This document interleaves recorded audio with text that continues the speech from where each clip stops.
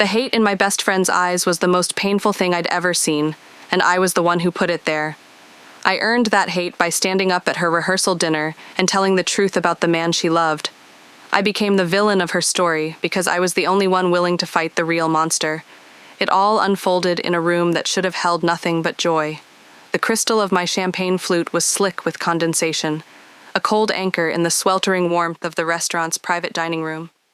Laughter, light and bubbly as the wine itself, echoed off the vaulted ceilings, and at the head table, bathed in the golden glow of fairy lights woven through floral centerpieces, sat Chloe and Liam, my best friend and her fiancé.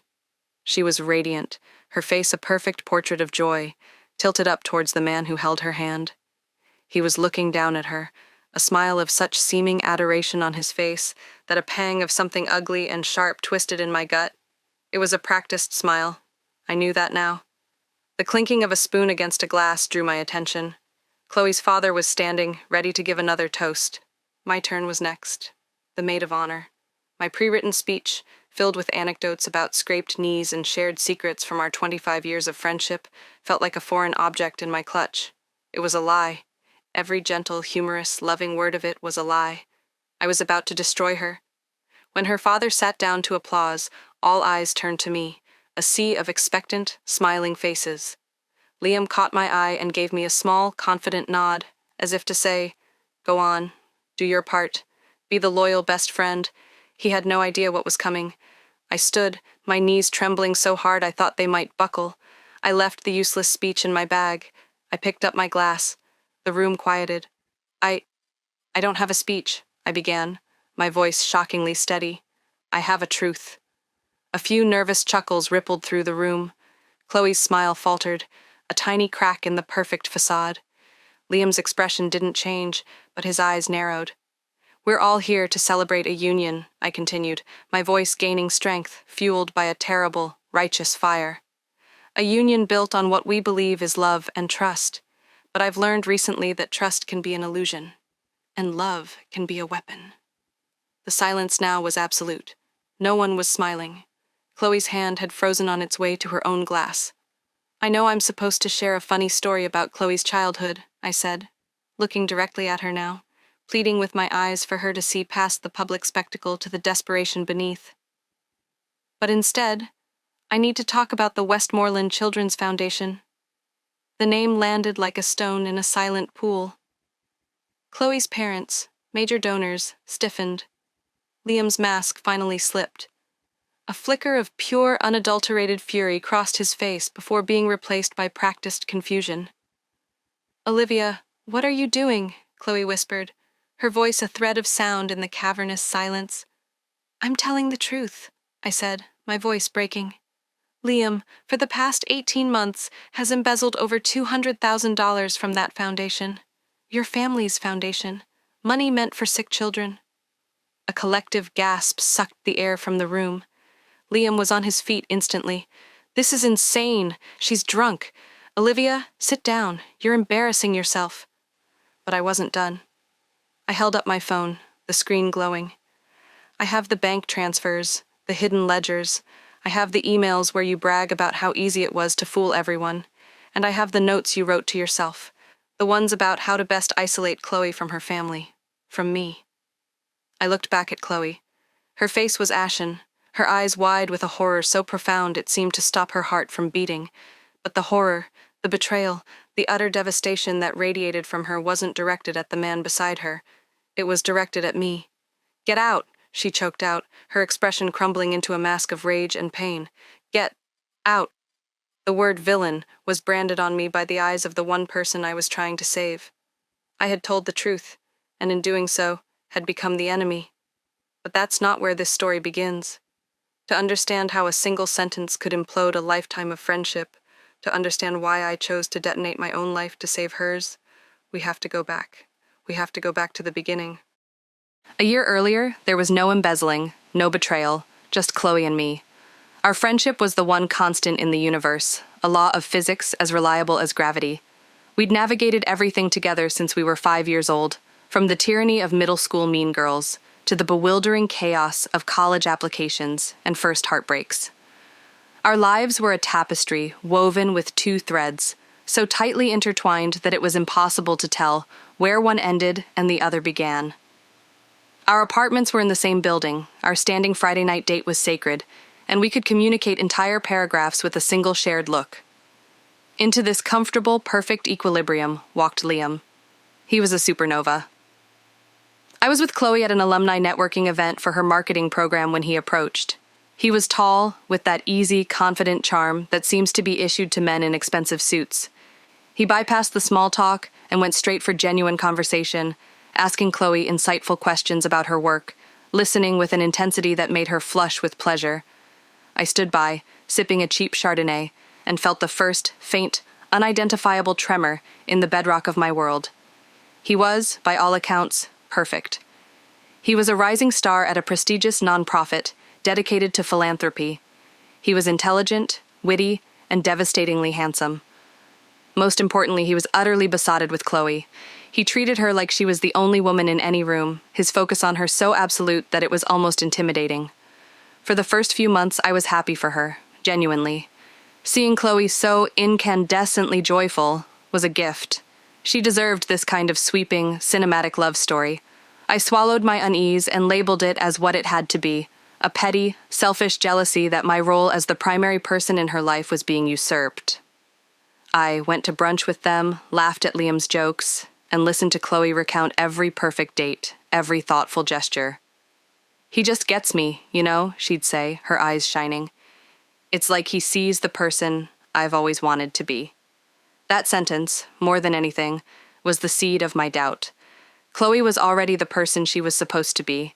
She was brilliant, funny, a little chaotic, and fiercely compassionate.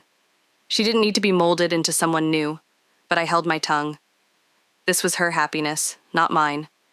My job was to be the supportive best friend, and so I played the part. But the longer Liam was around, the more I noticed things.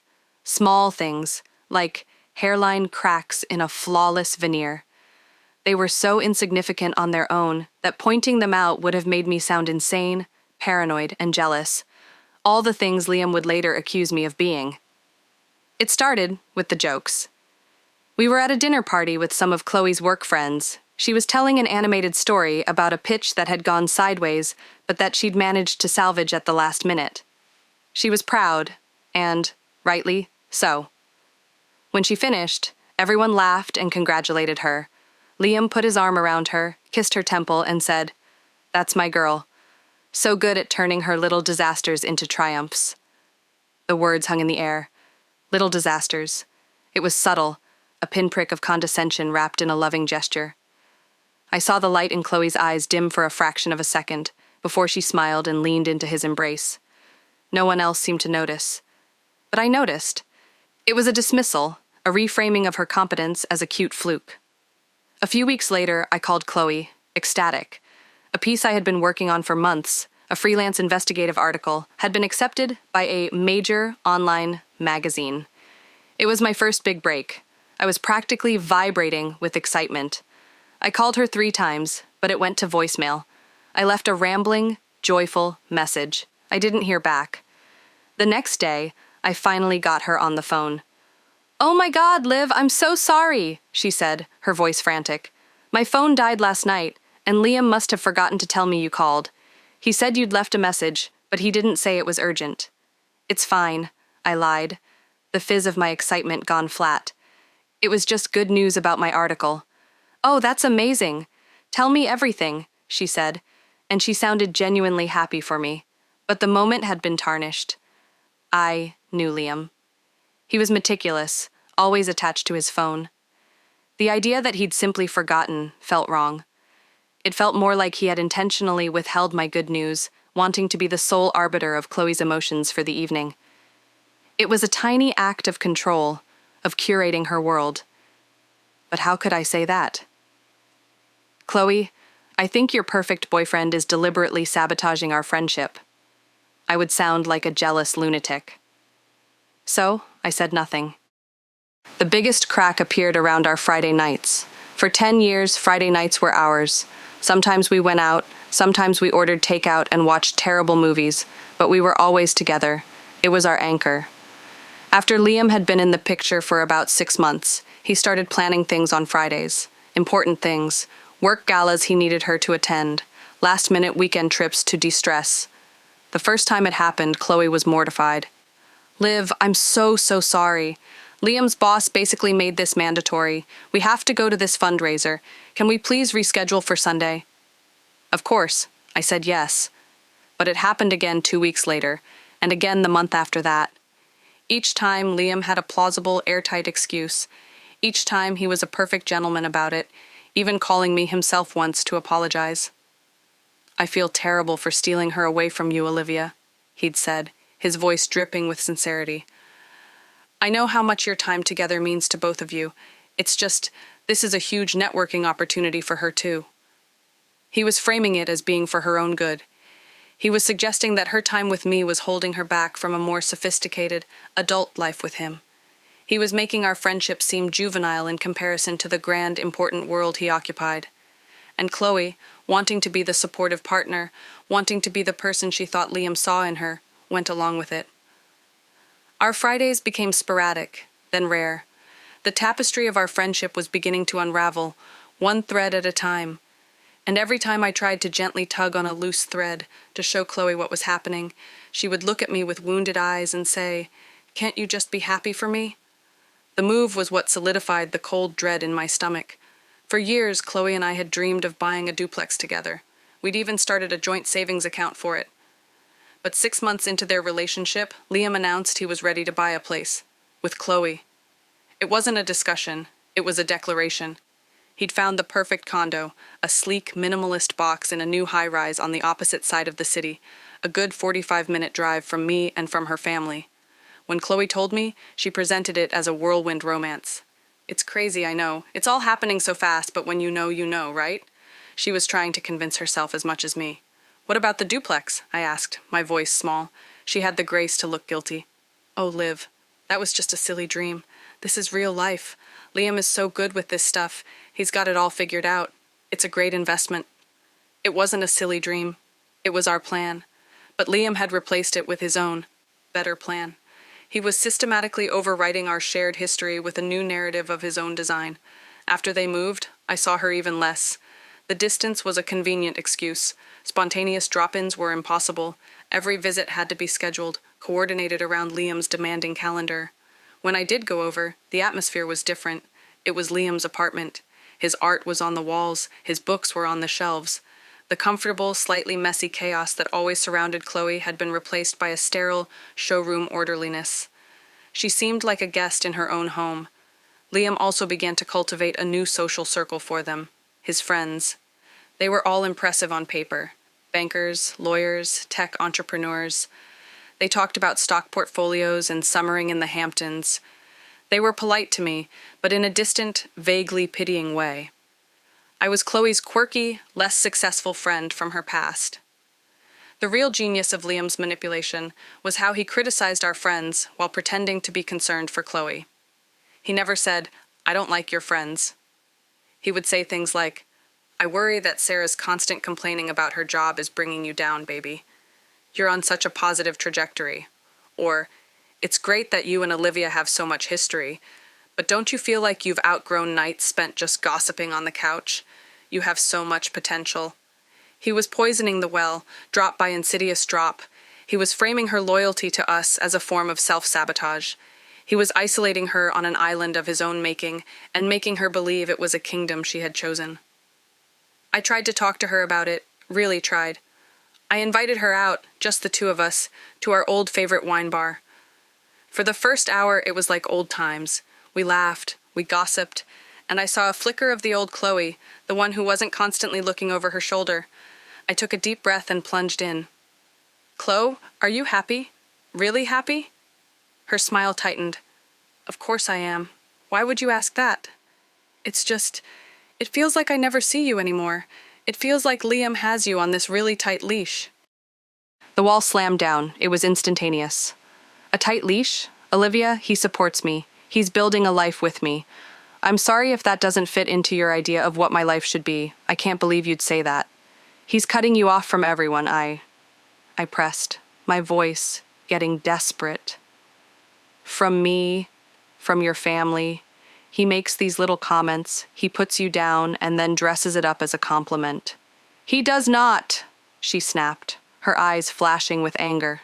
You are twisting things because you're jealous. You've been weird ever since I met him. You've never given him a chance. He's the best thing that's ever happened to me, and all you can do is try to tear him down.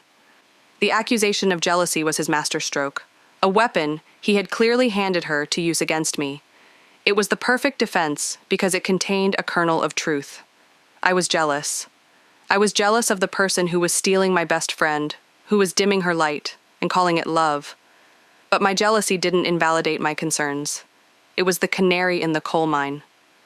That's not true, Chloe, I pleaded. I'm scared for you. Well, don't be, she said, gathering her purse. Her face was cold, closed off. I'm fine. Liam is a good man, and I'm tired of defending him to my own best friend. She left me there, sitting alone in the bar that held so many of our happy memories. And I realized then that gentle warnings were useless. He had insulated her too well. He had built the fortress and convinced her it was a palace. If I was going to get through to her, I couldn't just knock on the door. I needed a battering ram. I needed irrefutable proof. The opportunity came, as they often do, disguised as a favor. I got a frantic call from Chloe one Tuesday afternoon. Liv, you're a lifesaver. Please tell me you can help, she said, her voice rushed. Liam is in a huge jam. He's at an off-site meeting with the board for the foundation, and his laptop just completely crashed. He needs a file from his home computer for his presentation, like yesterday. Could you possibly go over and email it to him? I'm stuck in back-to-back meetings. He said he'd leave the key with the doorman for you. My entire body went on high alert. It was too perfect. But I pushed the suspicion down. Of course, Chloe. What's the file name? She gave me the name of a presentation file, and I wrote it down, my hand shaking slightly. He said his password is on a sticky note under the keyboard. Thank you, thank you, thank you. You're the best. The drive to their apartment was a blur of frantic, circular thoughts. This was it. This was my chance. It felt dirty, a violation of trust. But what trust was left to violate? He had systematically dismantled the trust between me and Chloe. He had lied and manipulated and isolated her. My loyalty was to her, not to her relationship, not to him. The doorman handed me the key with a polite nod. The elevator ride up felt like an ascent into a different moral atmosphere. The apartment was silent and cold, the air still and sterile. I walked over to the sleek, modern desk where his laptop sat, a gleaming silver monolith. Just as Chloe had said, a small yellow sticky note was tucked underneath the keyboard. Westmoreland Gala 22. The password itself was a sick joke, using the name of the very foundation he was gutting. My heart was hammering against my ribs. I turned on the computer and entered the password. The screen flickered to life. I found the presentation file on his desktop easily enough and attached it to an email, sending it to both Liam and Chloe to create a digital alibi. Sent. The favor was done. Now came the real reason I was there. My hands hovered over the keyboard, trembling. This was a line. Once I crossed it, I could never go back. I would be the person who snooped, who pried, who violated privacy. But the image of Chloe's shrinking world, of her light being systematically dimmed, pushed me forward. I started with the most obvious place, his documents folder. It was meticulously organized. Folders for work, for finances, for travel. I clicked on the work folder. It was mostly what you'd expect. Reports, donor lists, marketing materials. But one subfolder caught my eye. It was innocuously labeled Admin. Inside Admin, there was another folder, this one labeled Personal Projections. My blood ran cold. I clicked on it. It wasn't personal projections. It was a collection of spreadsheets. The first one I opened was titled WCF Transfers _2021. My stomach dropped. It was a detailed ledger. On one side were legitimate payments from the Westmoreland Children's Foundation to vendors. On the other side was a second set of columns. Payments to a shell corporation I'd never heard of. LM Solutions, with dates that corresponded to the real payments, but for slightly different, harder-to-track amounts. Tens of thousands of dollars, then hundreds of thousands. It was all there, a meticulous record of his theft. He was using the foundation as his personal piggy bank. I felt sick. I wanted to stop, to close the laptop and pretend I had never seen it, but I had to know the rest. I went back to the main documents folder. I saw another folder labeled simply Notes. It was password protected. My heart sank. I was so close. I tried a few obvious passwords: Chloe's birthday, their anniversary, nothing. Then, on a gut feeling, I typed in the name of our childhood street, the one Chloe and I grew up on, a name she mentioned constantly in her stories. Maplewood, 1998. It opened. What I found was worse than the financial records. It wasn't a diary. It was a playbook. It was a series of undated notes, strategy documents for a psychological campaign. C needs to see her old friends as stagnant, emphasize their lack of ambition compared to our circle, frame loyalty to them as a weakness, holding her back. Compliments must be qualified. You're so smart, for someone who didn't go to an Ivy. That dress is beautiful. It's very brave of you to wear such a bold color. Keep her slightly off balance, dependent on my approval. Control the flow of information. Intercept calls, texts when possible. Create minor social conflicts and then resolve them for her, reinforcing her dependence on me to navigate her own life. The family is the main obstacle. Her father is suspicious. Must position myself as the only one who truly understands her needs and her potential. Frame their concern as controlling, a desire to keep her as their little girl forever. I scrolled through document after document, each one a cold, calculated plan to dismantle a human being's support system and sense of self, to isolate her and make her utterly dependent on her captor. He wasn't just a thief, he was a predator. I grabbed my phone and started taking pictures. My hands were shaking so violently that the first few were blurry. I forced myself to be calm, methodical. I photographed every spreadsheet, every single horrifying note. I documented everything. Then I went through his sent emails and found the ones to the bank that managed the Shell Corporation. I photographed those too. When I was done, I cleared the browser history, deleted the recently opened documents log, and shut down the computer. I sat back in the expensive leather chair, the silence of the apartment pressing in on me. The moral line I had been afraid to cross seemed like a distant, irrelevant speck. There was no dilemma anymore. There was no choice. I wasn't just saving my friend from a bad marriage. I was saving her from a monster who wore the face of a perfect fiancé. And I knew, with sickening certainty, that telling her the truth wouldn't just break her heart. It would detonate her entire world. And I was the one who would have to light the fuse. The week leading up to the rehearsal dinner was the longest of my life. The digital evidence on my phone felt like a radioactive weight in my pocket, poisoning everything. Every text from Chloe about flower arrangements, every cheerful email about the seating chart was a fresh stab of guilt. She was floating toward her wedding day on a cloud of blissful ignorance, and I was the storm front massing on the horizon, preparing to unleash a hurricane. I wrestled with how to do it. Should I take her parents aside first? Show them the proof in private? But Liam had already seeded the idea that they were controlling and didn't get their relationship. He would twist it, claim they were colluding with me to break up the happy couple. Should I go to the police? The thought was terrifying. It would escalate this from a personal crisis to a public spectacle, a criminal case that would drag Chloe's name, her family's name, through the mud. And what if they didn't believe me? What if my illegal snooping made the evidence inadmissible? No, the poison was Liam, and he had to be dealt with directly. The only person who could truly make the decision to leave was Chloe, and she would never believe me in a private conversation. He had spent a year building up his defenses, meticulously crafting the narrative of me as the jealous, obsessive friend. If I confronted her alone, he would just gaslight his way out of it, and I would be exiled forever, leaving her completely alone with him. The poison had to be exposed in the light, in public, in front of everyone. It had to be so explosive, so undeniable, that he couldn't wriggle out of it. It was a terrible, brutal calculus. I had to humiliate her to save her. I had to destroy her happiness to give her a chance at a real one. It felt like performing surgery with a chainsaw. I tried one last time to avoid it. 2 days before the dinner, I called her. "Hey, can we talk?" I asked, trying to keep my voice light. "Liv, I'm up to my ears in last-minute stuff. Is it important?" she said, her voice distracted. I could hear the rustling of tissue paper. It is, I said softly.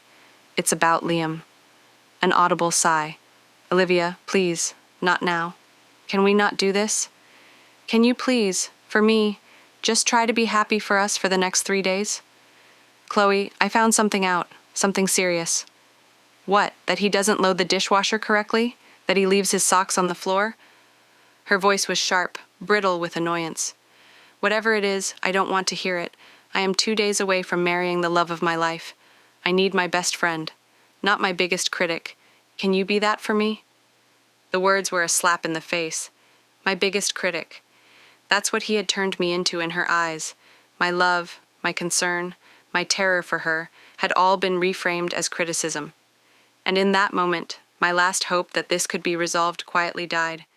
He had left me no other path. Yes, I whispered, my throat tight. I can be that for you. I hung up the phone and cried. I cried for the friend I was about to lose, for the girl who was so lost she couldn't see the bars of her own cage. I cried for the fact that the greatest act of love I could show her would look, to everyone, like the ultimate act of betrayal. And then I stopped crying. I hardened my heart, squared my shoulders, and prepared for war. The rehearsal dinner felt like a surreal dream. I moved through the motions, hugging relatives I hadn't seen in years, smiling at compliments on my maid of honor dress, sipping the champagne that tasted like acid on my tongue. The whole time, a silent countdown was ticking in my head. Every laugh, every toast, every happy moment was 1 second closer to detonation. I watched Liam work the room. He was flawless. He had a charming anecdote for Chloe's uncles, a respectful compliment for her grandmother, a shared joke with her father. He was the perfect future son-in-law. Watching him, knowing what lay beneath, was like watching a snake charm a room full of mice. A cold, reptilian dread coiled in my stomach. When it was time for the speeches, I felt a wave of nausea. I watched Chloe's father stand and talk about his beautiful daughter.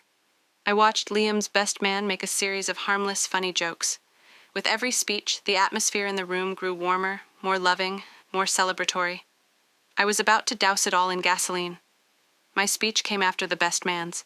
It was now or never.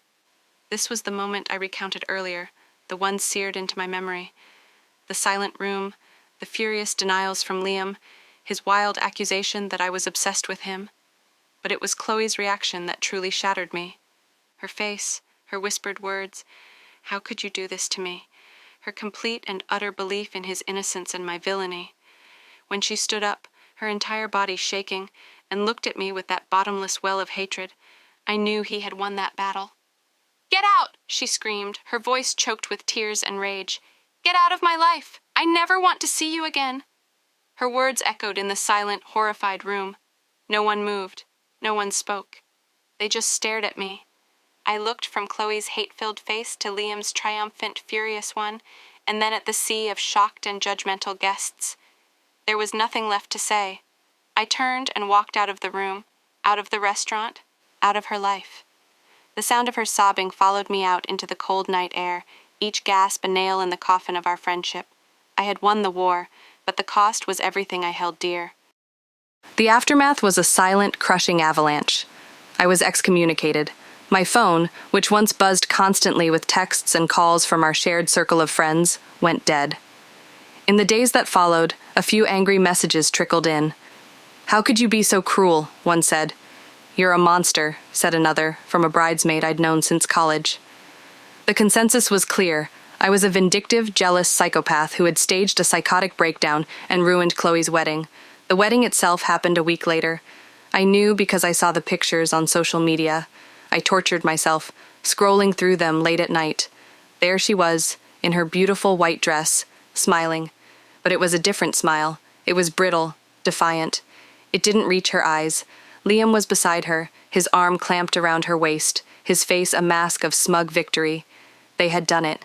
They had weathered the storm I had created and come out the other side, the tragic, romantic heroes of their own narrative. A friend of mine who, out of some lingering loyalty, hadn't completely cut me off, told me the official story they were telling people, that I had a history of mental instability, that I had developed an unhealthy obsession with Liam, and that I had fabricated the evidence after he rejected my advances. It was so vile, so perfectly crafted to discredit me, that it was almost brilliant. I became a ghost. I changed my grocery store. I stopped going to my usual coffee shop.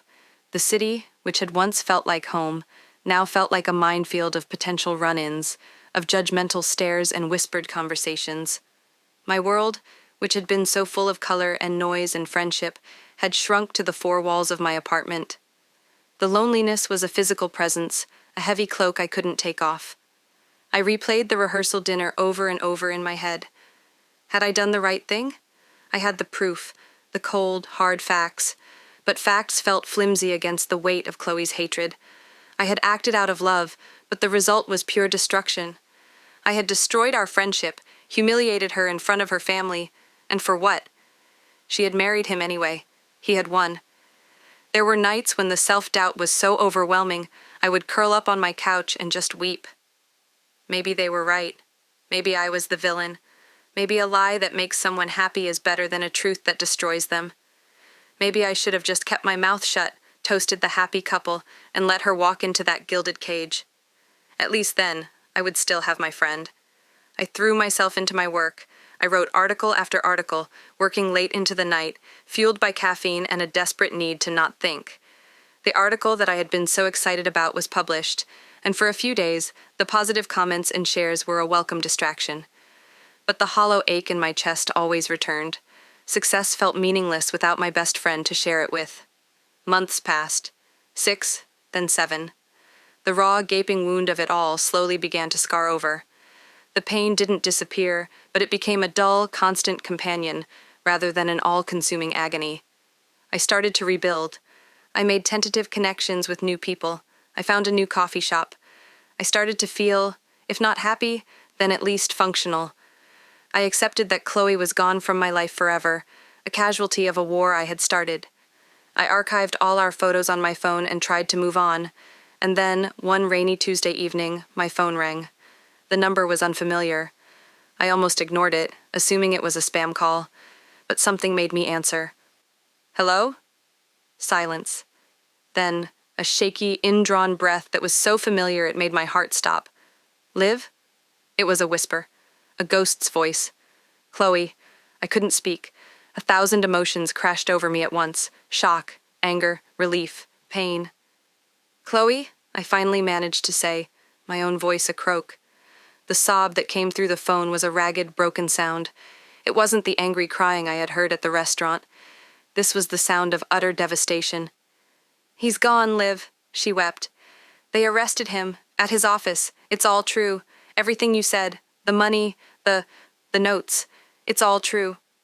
I sank down onto my sofa, the phone pressed hard against my ear. She told me the story in disjointed, hiccuping bursts. The foundation had finally hired a new forensic accountant who had uncovered the discrepancies. The investigation had been quiet, internal, for weeks. Then it all came crashing down. It was going to be in the papers. Her family, her life, her marriage. It was all a public spectacle of fraud and deceit. I was so stupid, she cried, her voice thick with self-loathing. I believed him. I hated you. Oh God, Liv, I hated you so much. And you were the only one telling me the truth. You were the only one who was ever really my friend. I listened, my own tears now falling silently down my cheeks. The validation felt hollow. There was no triumph, no satisfaction in being right. There was only the shared wreckage of our lives. The villain of her story was gone, and she was left alone in the rubble. Can I see you? She asked, her voice small and fragile like a child's. Can we just talk? The question hung in the air between us, heavy with the weight of the past 8 months of silence and pain. The path back to what we were was gone forever, buried under the landslide of lies and betrayal. But her question wasn't about going back. It was about starting over. It was a single, tentative step onto a rickety, uncertain bridge across the chasm that separated us. I didn't know if it would hold our weight, but I knew I had to try. Yes, Chloe, I said, the word tasting of forgiveness and an uncertain future. Yes.